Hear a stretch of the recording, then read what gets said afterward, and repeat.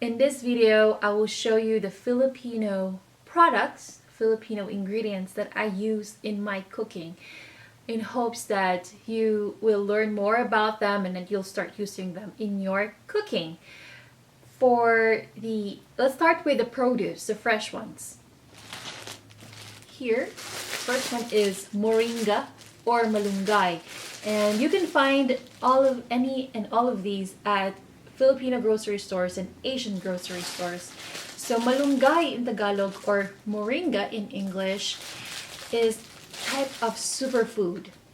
So you eat the leaves. You don't eat the stems or the stalks because they're very tough. And you put malunggay. You can put them in smoothies, very healthy. You can put malunggay or moringa in soups like tinola. I have that recipe on astigvegan.com. In the Philippines, when I went there, my latest visit, I found bakeries that serve pandesal, Filipino bread rolls with malunggay. So, which is really cool. So, what it looks like. And that's about $2.56. Sometimes it's more expensive than that, but I hope that that won't scare you. The price won't scare you because it's a great investment for your health.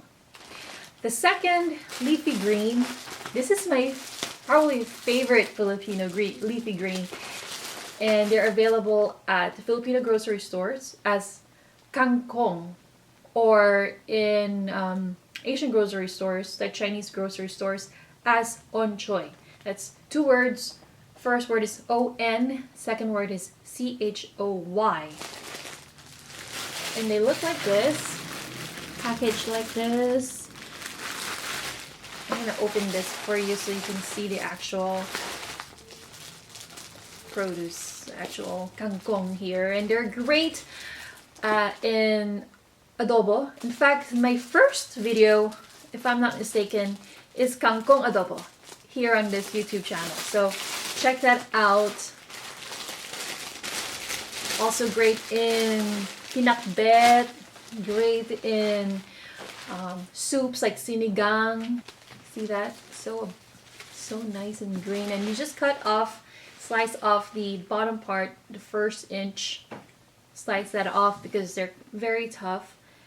And then you just eat the rest. You can slice them in 2-inch parts so they're easy to eat. And as you can see, it's a big bunch, but they shrink, especially the leaves. So you don't have to worry. So probably this will be good for 3 people. You can also use dip it in beer batter and make beer battered kangkong. I've also featured that recipe on this YouTube channel. Really cool as well. A healthy, at least healthier snack than processed junk foods. The third Filipino ingredient that I would like you to try is something that is not a leafy green, but great in kare-kare, even great in noodle dishes, for example, like vermicelli or sotanghon, and that is banana blossom. In the Philippines, we call this puso ng saging, but because it looks like puso means heart of the banana tree, because it kind of looks like heart, but it's really a blossom, or what will be a flower if it opened up. And it does take some special preparation, but it's not rocket science. It's just like when you prepare an artichoke, which is also a flower. It just has few steps. I have instructions on astigvegan.com, but also another blogger, which is really awesome. Her name's Rika, and her website is veganmiam.com. That's veganmiam.com. And she does have a good article. She wrote a good article about how to, what to look for in banana blossom and how to prepare it, how to cook it. And like I said, they're great in vegan kare-kare stews. I have a recipe for that on the website astigvegan.com. This is what it looks like. It's usually packaged like this, individually wrapped. and it's a banana blossom. And another produce that I like is squash or kabocha squash. And in the Philippines, we simply call it squash because, at least in my neighborhood, we don't really have any other types of squash than kabocha squash. So this is it. This is the squash. But here in the San Francisco Bay Area, we're fortunate. We have all kinds of produce. So you have to specify it's kabocha squash. Available at Filipino grocery stores and Asian grocery stores. This is what it looks like. Sometimes wrapped in plastic, sometimes sold as a whole. This one is cut in half, and it may be tough to prepare because the skin can be hard, but I have a video for you on how to cut them so you'll have an easier time. But you can also use the skin. You can keep the skin intact because it may look tough, but once it's cooked, it's soft. It softens and you can eat it. You can in the Philippines we don't eat the skin, but you can. It's called kabocha squash. Very sweet compared to butternut squash or other kinds of squash and pumpkin. So this is my favorite kind of squash, and I hope you try it. Great in stews, soups, especially when mashed in coconut milk. It imparts that really, it's very comforting. So I hope you try that recipe. It's called ginataang kalabasa and sitaw, or kabocha squash and long beans in coconut milk. It's on the blog as well, and it's really yummy. But you can also add this in pinakbet, nilaga, so many dishes that you can use kabocha squash for. Moving along from the fresh produce to the frozen ones, because let's face it, some Filipino ingredients don't grow naturally where you live and where I live. So we have to resort to frozen ones that were exported from the Philippines. Starting with grated purple yam, or ube. This is what it looks like. It's by a brand called Anahaw. It's grated purple yam, and you can find fresh purple yam at Asian grocery stores, but chances are they're not the Filipino purple yam or ube. Sometimes they're the Japanese kinds, and they taste different than the ube version. So I like to refer to the frozen ones just in case that, to make sure that they are indeed the ube Filipino grated yam version. And they're available at the Filipino grocery store, Asian grocery stores under the frozen section. You could use ube in Filipino desserts, in making Filipino baked goods like cupcakes or cake, or you can enjoy it with coconut milk and a little bit of organic sugar.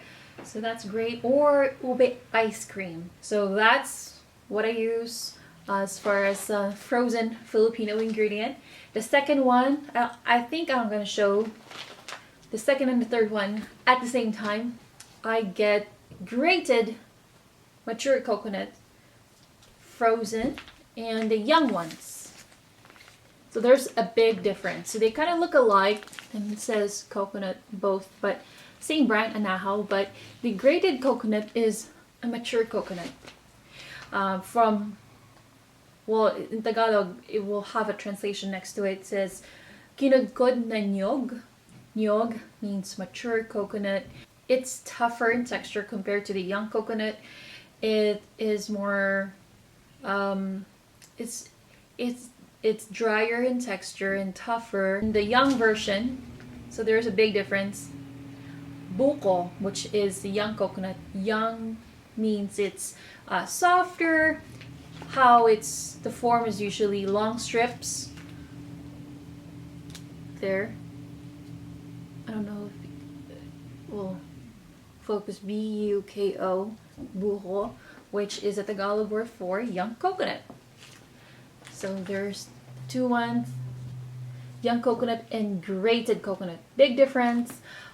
because I want to be clear about that, because I did send a recipe before to a recipe tester, actually two of them, and they both were asking me, grated coconut, is that young coconut, or is it, they were a little confused. Is it the same as dried ones at regular grocery stores under the baking section? So no, these ones are fresh, they're not dried. And grated coconut is for mature coconuts, like I said, and the young coconut is softer.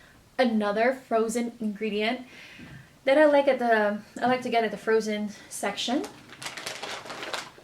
banana leaves. Well, it's not as frozen right now. It's not that you can eat this, it's more for infusion of flavor. Great in suman, rice dessert. Also, it smells so good. So you can use the banana blossom, bananas, and banana leaves. So because banana trees grow abundantly aside from coconuts, bananas grow abundantly in the Philippines. So we use different parts of it, and including the leaves. You can also use banana leaves as plates. There's a festive kind of dining called kamayan, which is to eat with hands. So no utensils and no plates either. You just use banana leaves. And you put the food on top, you eat it with your hands. It's usually a communal thing. You all eat together, eat with your hands. Once you're done, you wash your hands, throw away compostable plate. So that's a fun thing to do. And moving from the frozen ingredients to the canned ones, because like I said, unfortunately, certain Filipino ingredients are not available fresh. The canned one, this one is a great, I would say, phenomena in the vegan world. It opened up a whole new possibility for vegan food, especially when veganizing pulled pork, and now veganizing lechon paksiw, which is a Filipino dish but the vegan version cooks faster, easier, tastes just the same, and it's available on the blog using this ingredient, which is young green jackfruit. There you go. It says young green jackfruit in can. You compare, shop for the brand. I don't necessarily recommend Butterfly. I mean, it's okay. You can use other brands if you like. It's cut, prepared green jackfruit in water. If you have access to fresh ones, feel free to use fresh young green jackfruit. Of course, the fresher the better when it comes to vegetables like jackfruit. And actually it's a fruit. It grows abundantly in Davao, which is a part of the Philippines. Fortunately not in my neighborhood or my hometown, but young green jackfruit, great for veganizing lechon paksiw, and I'm pretty sure you can find other recipes for it.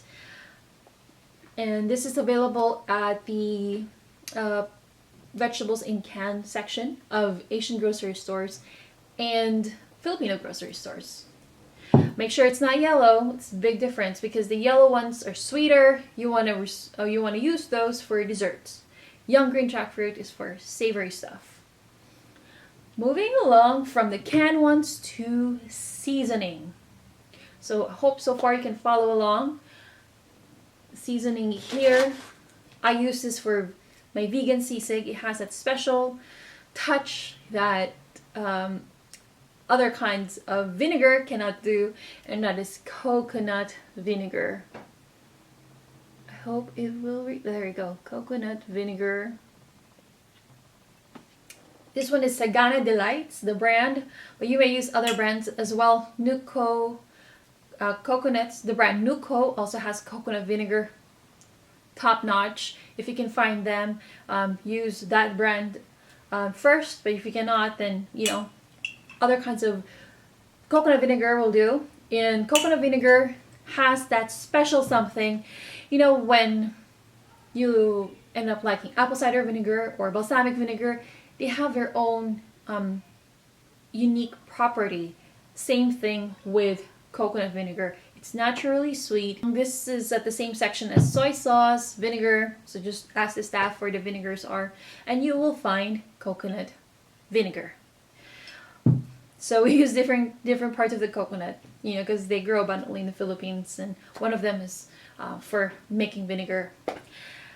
And another one, lastly, seasoning that I use for my Filipino cooking. Now this is a fruit that is a combination, I would say personally, of lemon, lime, mandarin, all in one. That's tart but sweet, even sweeter than Meyer lemons, I believe. And it's called kalamansi.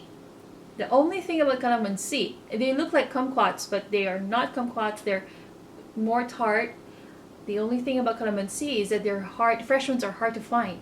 You either have to have a neighbor or a family member or your own backyard, that has a calamansi tree. So I have access to fresh ones, but if you don't, and sometimes I run out, then I go for frozen calamansi.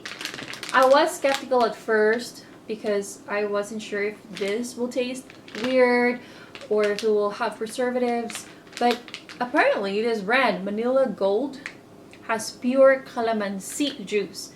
All pure, all natural, no sugar, no preservatives. It says no sugar added, no preservatives, but I was still skeptical just in case, because it's something that's, packaged. So I gave it a try anyway, and it is just calamansi, so which is really cool. Just keep it frozen, and one packet of calamansi will be good for one. So this is what the fresh fruit looks like, and this is when you cut it in half. This is what it looks like.